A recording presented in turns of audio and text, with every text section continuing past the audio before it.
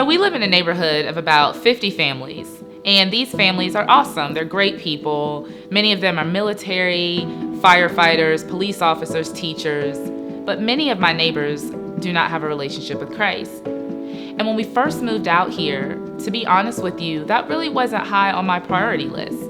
I wanted to get to know the people in my community. I wanted to have fun with them, get to know them, all of those types of things. But as far as me thinking about their salvation, that wasn't something that I did on a day-to-day basis.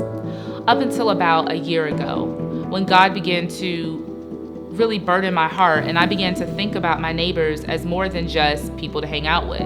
I began to see them as people who were made in the image of God, who might not get the opportunity to spend eternity with Him. And that began to really weigh on me.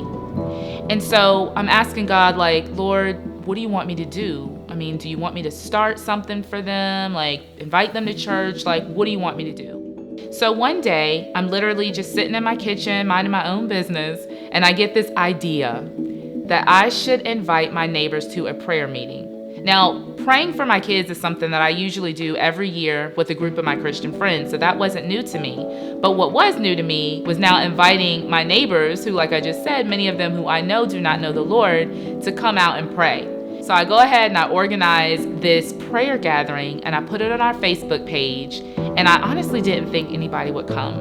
So I call my friend, and I tell her about it, and she's like, I'm gonna come.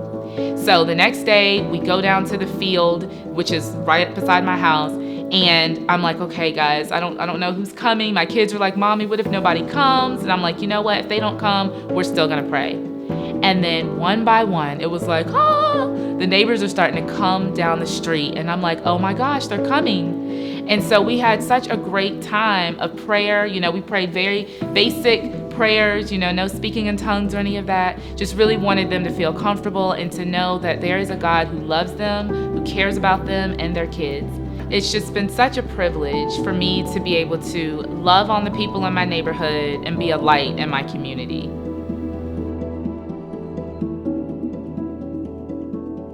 Hey, New Life family, you've just seen and heard a testimony as to how a member of this church is impacting her community. Over the next couple of weeks, you are going to hear multiple stories about how we can love our neighborhoods, we can love the doors and the neighbors that are right next to us. We pray that these stories will uplift your heart and inspire you to change your neighborhood, change your community, one heart, one doorway, one family at a time. God bless you.